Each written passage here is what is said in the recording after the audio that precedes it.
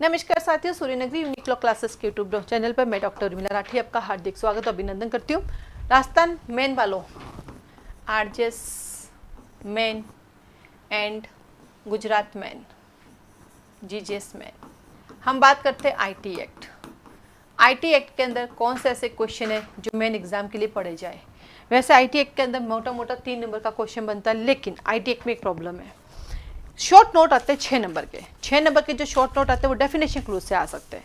तो definition clues का short note आना अपने आप में बहुत बड़ा रिस्की है, क्योंकि इसकी लैंग्वेज याद भी नहीं होती है, बट अब आएगा तो करना तो पड़ेगा, पीछे तो नहीं हट सकते। तो आइए चलते हैं हम इसके डेफिनेशन क्लूज की तरफ से। तो आपको सबसे पहले पढ़ना है सेक्शन नंबर 2 नंबर 1 का ए पढ़ना है आपको, बी पढ़ना है आपको, डी पढ़ना है आपको, एफ पढ़ना है आपको, एफ के बाद आपको पढ़ना है आई, जे, इससे बहुत सारा है, एल, एल के बाद आता है आपके पास N A, N B, N A, N B, उसके बाद आपके पास आता है डब्लू, क्योंकि इनके आने की संभावना रहती है, शॉर्ट नोट में आता ही आता है, ध्यान रखना। Z A, Z C, Z D, Z E, Z F और जेड जी, ये आपके डेफिनेशन क्लोज के हैं जो आपको देखने हैं। उसके बाद ज़्यादा आपको टेंशन नहीं करनी है।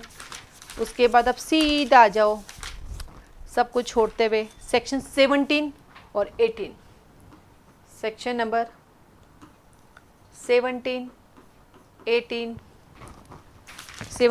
के बाद आपको पढ़ना है सीधा सब को छोड़ते हुए पार करते हुए आप सीधा आ जाओ सेक्शन 35 पर। सेक्शन 35 के बाद आप सीधा उन सबको छोड़ते हुए आप पहुंच जाओ सीधा सेक्शन नंबर 43 पर। सबको छोड़ते हुए सीधा 43 पे आ जाओ। 43 के बाद आपको जाना है सेक्शन नंबर 46। 43 के बाद आपको आना है सेक्शन 43 एंड 47 दोनों, 46 एंड 47। फिर उसके बाद 48 अपीलेट के बारे में। उसके बाद आ जाओ आप 57, सेक्शन 57। उसके बाद आ जाओ 58, सेक्शन 58। उसके बाद आ जाओ 62, 63, 63। फिर आप आ जाओ 62, 63 के बाद 66E और 66F, E और F। उसके बाद सबको छोड़ते हुए आप सीधा पहुंच जाओ सेक्शन 70A। उसके बाद आप आ जाओ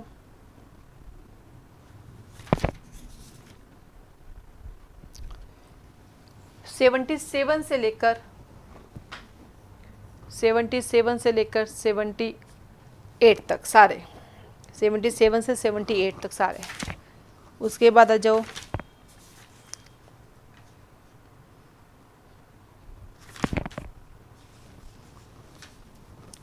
तीन सेक्शन, जैसे भी एनडीपीएस में पूछे गए थे हम लोगों को, वैसे 3 सेक्शन आपको भी लगातार पूछे जा सकते हैं शॉर्ट नोट में। 84, 84B, 84C।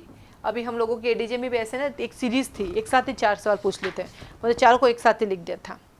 फिर 85 offence by companies, 85 offence by companies, और लास्ट सेक्शन 88।